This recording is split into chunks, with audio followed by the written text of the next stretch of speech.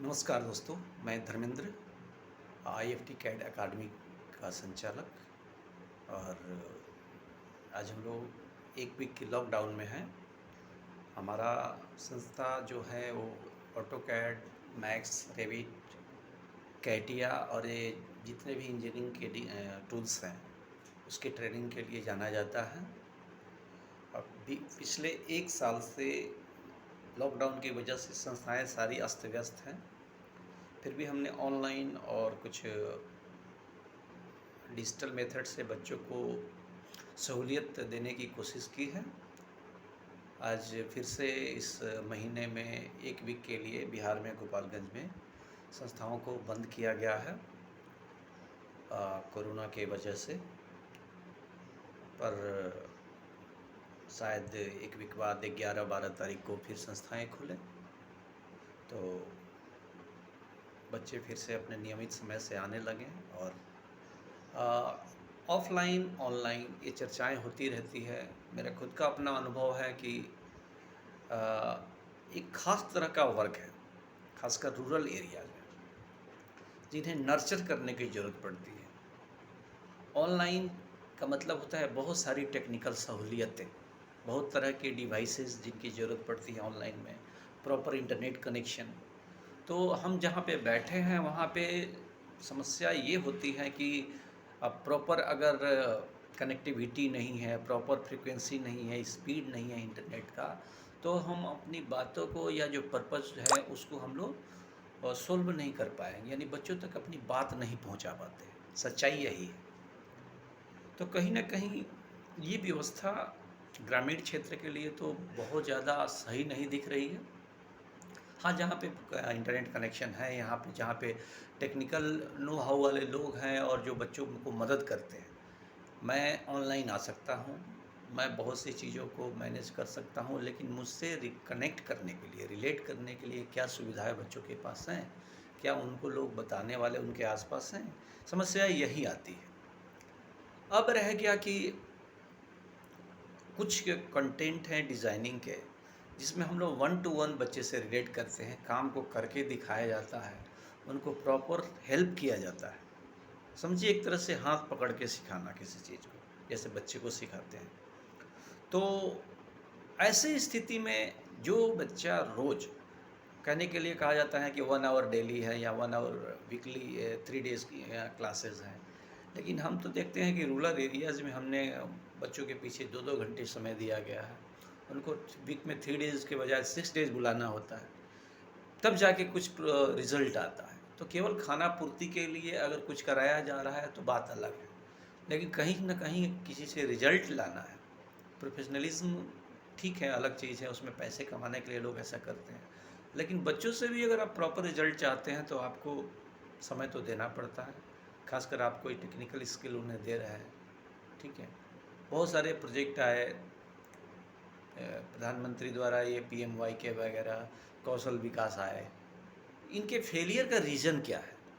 Failure का reason है कि पहले जो मेथड बन गया है देहात क्षेत्र में वो है रिगरस प्रैक्टिस का। यानी बच्चे बहुत से जो कंप्यूटराइज लैंग्वेज हैं, चाहे आप कंप्यूटर की स्क्रीन पे दिख रहा है उसका मतलब नहीं जानते हैं, लेकिन वो स्टेप को देखते देखते देखते देखते वो मेमोराइज कर लेते हैं कि मुझे यहाँ क्लिक करना था, वहाँ जाना था। तो जो चीज़ें वो लोग ना पढ़ते हुए, न जानते हुए भी टर्मिनोलॉजी को केवल देखने की वजह से, अभ्यास की वजह से वो लोग कर पा रहे हैं। वैसी चीज़ों को हम उम्मीद करें कि ऑनलाइन वो लोग समझ पाएँ या कर पाएँ तो थोड़ा-सा कहीं न कहीं बेमानी है। हम तो एज ए ट्रेनर सारी चीज़ों को देखते हैं, महसूस करते हैं। हाँ, कुछ बच्चे साथ हैं और रेयर जिनको कहते हैं कि परसेंटेज में वो 99 में 1% में हम उनको काउंट कीजिए। तो एजुकेशन का पर्पस तो नहीं है कि जो प्रिविलेज है उन्हीं को सब कुछ मिले। अंडर प्रिविलेज के बारे में तो भी तो सोचना होता है। तो लॉकडाउन कैसे ख़त्म होगा, ये कोरोना कैसे ख़त्म होगा, ये तो समस्या है ही। लेकिन मुझे लगता है कि सबसे ज़्यादा अगर कोई प्रॉपर सैनिटाइज प्लेस होता है वो एजुकेशन का ही होता है। हम लोग शुरू से ही देखें तो जहाँ पे खासकर जो एडल्ट एजुकेशन, जो बड़े बच्चों को टेक्निकल एजुकेशन दे रहे हैं, वहाँ तो बहुत सारे आपका क्लासरूम लैब प्रॉपर वे में एकदम वेल नीट एंड क्लीन है, डेकोरेटेड हैं, सैनिटाइज, और ये सारी चीज़ें मैनेज किया जा सकता है। ठीक है, सभी लोग मैच्योर होते हैं खासकर, तो उनको वो खुद ही भी भीड़ भाड़ में नहीं घुसेंगे। उनके अगल बगल पहले होता था कि एक सिस्टम पे दो दो बच्चों को बिठाया जाता था, लेकिन 10 साल में तो ये ऐसा रिवोल्यूशन हुआ है कि अब कोई इशू ही नहीं है। हर संस्थान जो है वो अलग अलग उनको प्रोवाइड कर रहे हैं। तो माउस हो गया, कीबोर्ड हो गया, इनको प्रॉपर वे में सैनिटाइज करके इन संस्थाओं को चलाया जा सकता है। अब रह गया कि गवर्नमेंट क्या सोचती है, गवर्नमेंट का अपना आउटलुक क्या है, क्या वो निजी क्षेत्र को बिल्कुल ख़त्म करना चाहती है? क्योंकि मैं देखता हूँ कि इलेक्शन हो रहे हैं, कोई दिक्कत नहीं है, बाज़ार में भीड़ है, कोई दिक्कत नहीं है, आ, और भी चीज़ें, ग्रोसरी लोग खरीदने जा रहे हैं, बहुत सारी एक्टिविटीज़ हो रही है। लेकिन जो संस्था जहाँ पे डिसिप्लिन ही सिखाया जाता है, उसको कहा जा रहा है कि हाँ, थोड़ा सा मैं ये कहूँगा कि हाँ, छोटे बच्चों का जो है उस पर ध्यान रखना ज़रूरी है, क्योंकि उनके लिए अभी वैक्सीन अलाउ नहीं है। ठीक है, लेकिन जो लोग, जो संस्थाएं हैं, जो जैसे हम लोग का ऑटोकैड का इंस्टीट्यूट है, यहाँ 200-400 बच्चे तो आते नहीं हैं। इंजीनियरिंग किए हुए या ड्राफ्ट्समैन टाइप के लोग होते हैं 40-50। लेकिन हम लोग को भी एजुकेशनल इंस्टीट्यूशन के रूप में वो एक ही लाइन में लिख दिया जाता है कि सभी शैक्षणिक संस्थान बंद रहेंगे। हम्म, तो कहीं ना कहीं लगता है कि कोई फुल प्रूफ प्लान नहीं है गवर्नमेंट के पास कि कौन से सेक्टर में क्या होता है। एक मास प्रोडक्शन, यानी मास प्रोडक्शन वाली चीज़ें, जैसे स्कूल्स हो गए, 1000 बच्चे होते हैं, जो बेसिक कंप्यूटर में डील कर रहे हैं वो भी 1000-200 बच्चे रख सकते हैं। लेकिन जो टेक्निकली, उसमें भी बहुत सारे एस्पेक्ट है। एजुकेशन का मतलब केवल एक एजुकेशन तो नहीं है, उसमें बहुत सारे एस्पेक्ट हैं।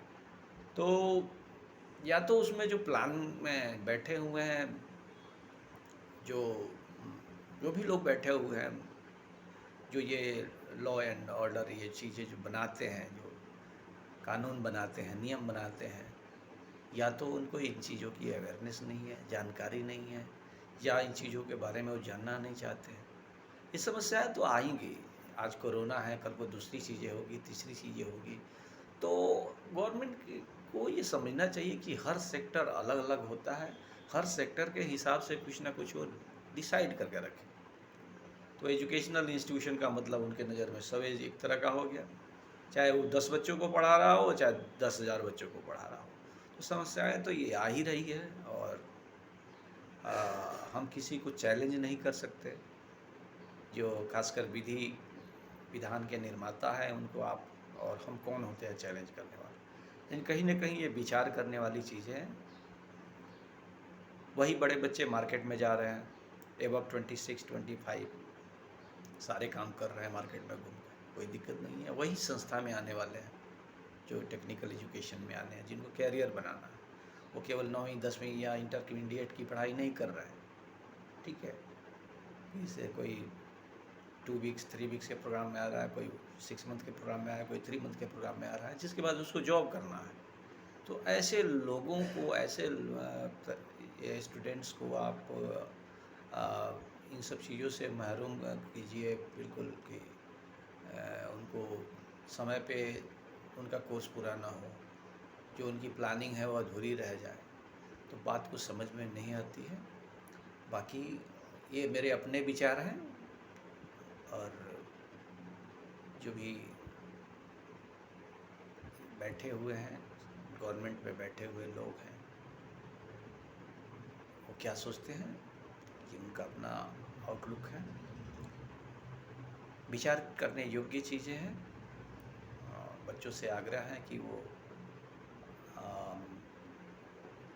जो भी चीज़ें व्यवधान दे रही है उसको नज़रअंदाज करते हुए, ऑनलाइन मटेरियल भी उपलब्ध हैं हमारे अपने चैनल पे, IFT CAD पे हमारे वीडियोज़ अवेलेबल हैं, उनको देखें, तैयारी करें। और व्हाट्सएप के माध्यम से कोई चीज़ें दिक्कत आ रही हैं तो हमें व्हाट्सएप करें, मैं उस स्क्रीन को ही पूरी तरह से वीडियो में कन्वर्ट करके जो जो समस्याएं हैं उनका वीडियो बना के मैं आपको दे दूँगा, डाल दूँगा आपके व्हाट्सएप पे, आप उसको फॉलो कर सकते हैं। बाकी देखते हैं अगले सप्ताह अगर खुलता है तो फिर हम लोग रूबरू होंगे और जो भी समस्याएं आ रही हैं उसका समाधान होगा। Till then, good bye, have a nice day.